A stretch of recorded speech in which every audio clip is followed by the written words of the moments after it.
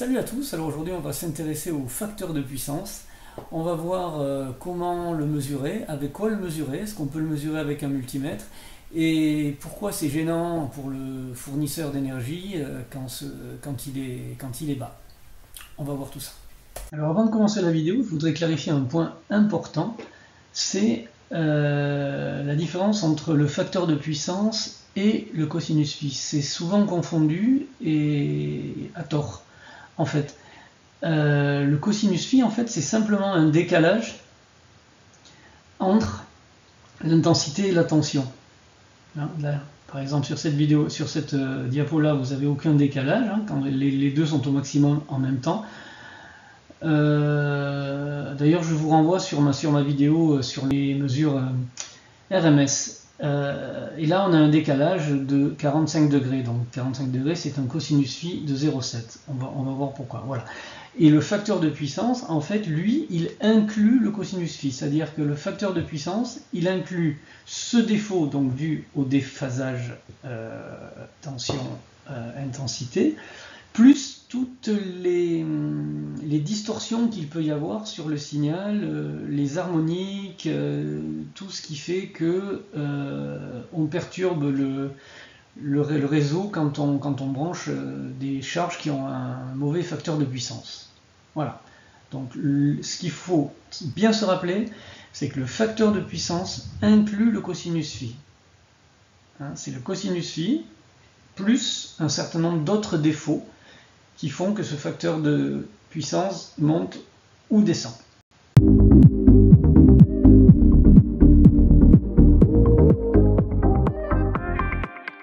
Alors, pour bien comprendre tout ça, il faut d'abord définir les différentes puissances qui interviennent en courant alternatif. Donc, en premier lieu, évidemment, il y a la puissance active, c'est la puissance utile, qui est ici, et qui s'exprime en watts. Elle est égale, cette puissance, à U fois I multiplié par le fameux cosinus phi.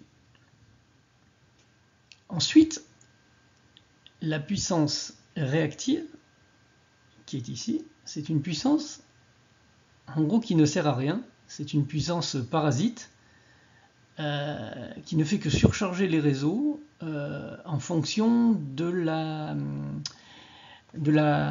charge. Donc soit on a des charges capacitives, soit on a des charges inductives, soit on a des charges qui génèrent des harmoniques, hein, comme les alimentations à découpage, ce genre de trucs. Tout ça, ça produit une puissance qu'on appelle réactive, hein, qui est égale à S, on verra ce que c'est tout à l'heure, multiplié par sinus phi.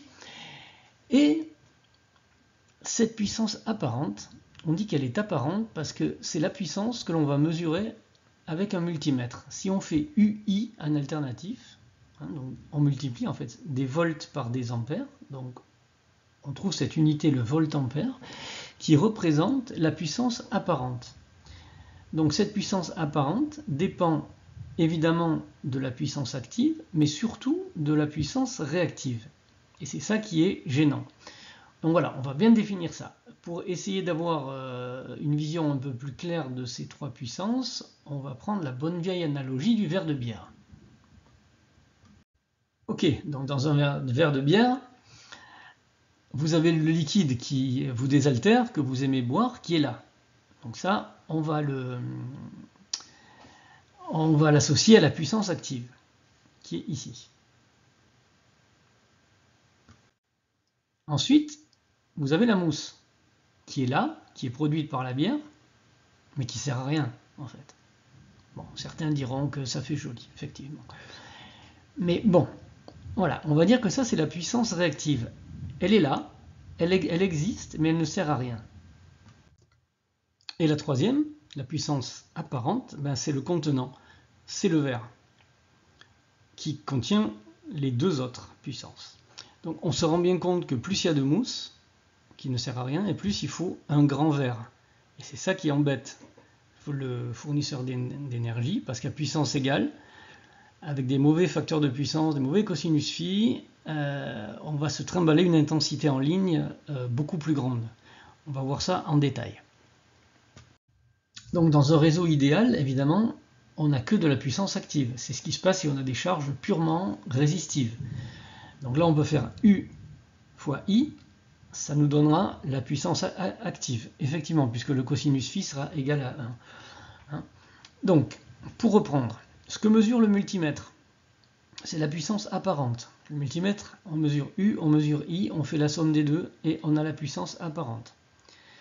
Pour mesurer la puissance active, on doit absolument passer par un wattmètre. Le wattmètre, il va mesurer le facteur de puissance, hein, et il va nous sortir une valeur qui va être en watts. Et avec ces deux valeurs, on va pouvoir déduire la puissance réactive qui gêne le réseau. Alors pourquoi elle gêne le réseau, cette puissance réactive? Bien, c'est très simple. On va prendre deux exemples parlants. Le premier exemple, on a un cosinus phi qui est très bon puisqu'il est proche de 1. Donc c'est presque un circuit entièrement résistif. Donc admettons qu'on ait une puissance utile de 10 000 watts et on est en 230 volts. Pour trouver l'intensité qui voyage dans les lignes, on fait I égale P sur U fois cosinus phi, hein, puisqu'on a vu tout à l'heure que P égale UI cosinus phi. Et ça nous donne 48 ampères. Voilà, donc pour 10 000 watts en 230 volts, j'utilise 48 ampères. Je fais circuler 48 ampères.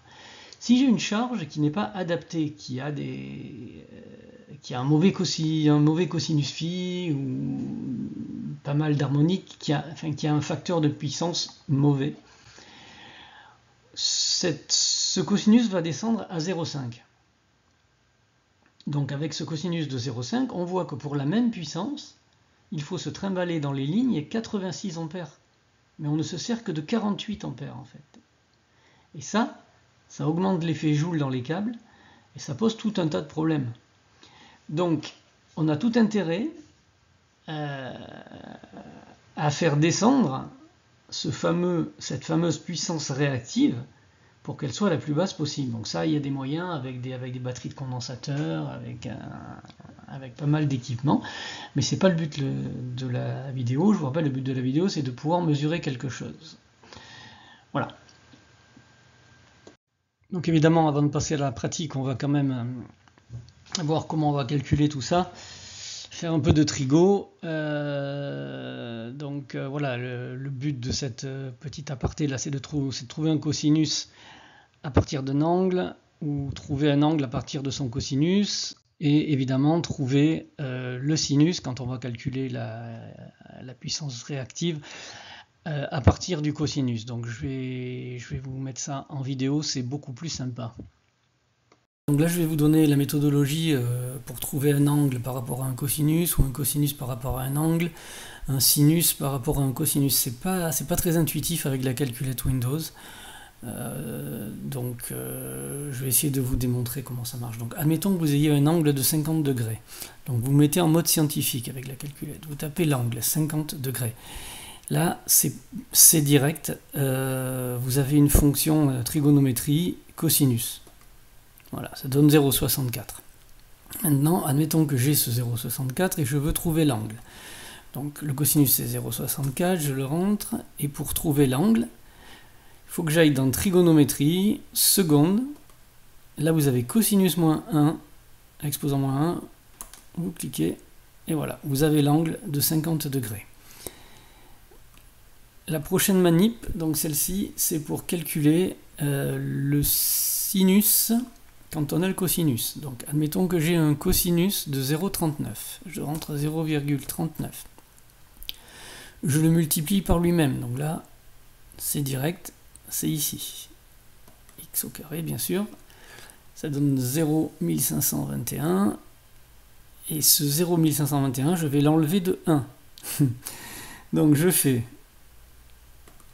1 moins 0,1521, ça donne 0,84 à peu près, et je prends la racine carrée de ce chiffre en cliquant dessus, et là j'obtiens effectivement 0,92, donc qui correspond à la valeur du cosinus quand on a un sinus, du sinus quand on a un cosinus de 0,39. Voilà, j'espère avoir été clair, ça peut servir parce que c'est vraiment pas intuitif ce genre de truc.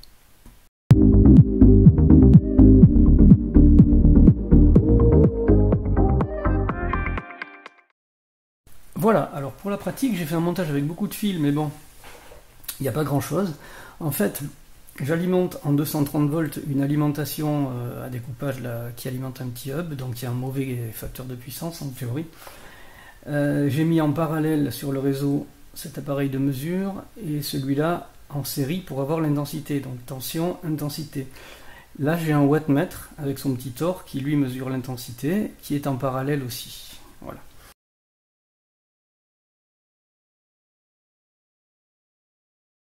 Le schéma est simple. Donc, si on fait une opération toute simple qui consiste à multiplier la tension par l'intensité, on va faire 230, ça change, allez, on va dire 232 multiplié par 0,035 mA, on obtient à peu près 8 voltampères. Donc on a 8 VA.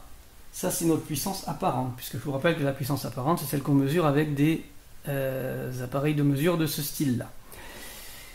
Ensuite, le wattmètre, qu'est-ce qu'il nous donne? Il nous donne un cosinus phi de 0, enfin un facteur de puissance de 0,39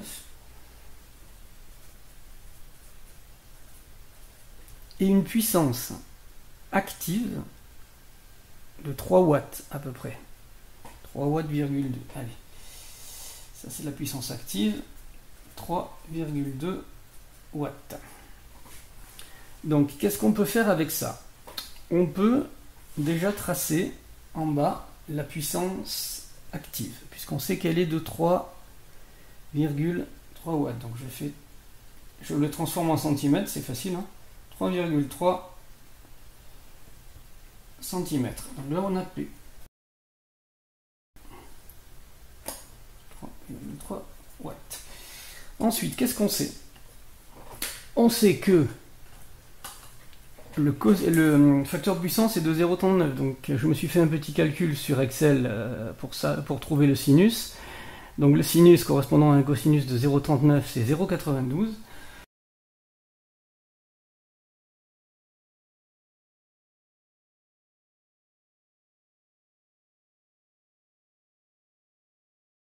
Si je fais 0,92, on va le faire en direct, 0,92 multiplié par 8, donc on était à 8, hein, on obtient 7,36, donc ça c'est notre puissance réactive, donc 7 cm,3, en essayant de faire un angle droit.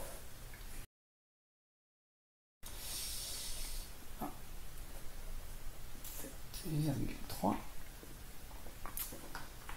Et c'est là le moment où on va vérifier la formule, car notre puissance apparente tout à l'heure était, vous vous rappelez bien, de 8 watts, de 8 voltampères, pardon, faut pas se gourer.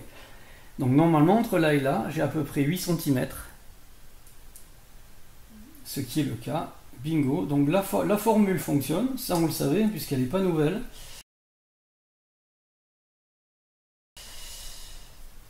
VA, voilà. Mais c'est comme ça qu'on la mesure. Donc ce qu'il faut bien comprendre, c'est que pour mesurer une puissance active, on ne peut pas se servir d'appareils de ce style-là. Il faut absolument se servir d'un wattmètre, hein, qui lui va vraiment vous donner, excusez-moi hein, pour la prise de vue, le facteur de puissance, les voltampères ici, et la puissance active réelle ici. Donc si on retourne sur notre petit schéma, ça colle parfaitement. On a une puissance active de 3,3 watts, une puissance en voltampères qu'on a mesurée ici UI de 8 voltampères et une puissance réactive là de 7,38. Donc voilà ce qu'il fallait démontrer. Donc retenez bien, puissance active 10 wattmètres, puissance apparente, ces appareils de mesure suffisent. Voilà. J'espère avoir été clair et que la vidéo est surtout aussi claire.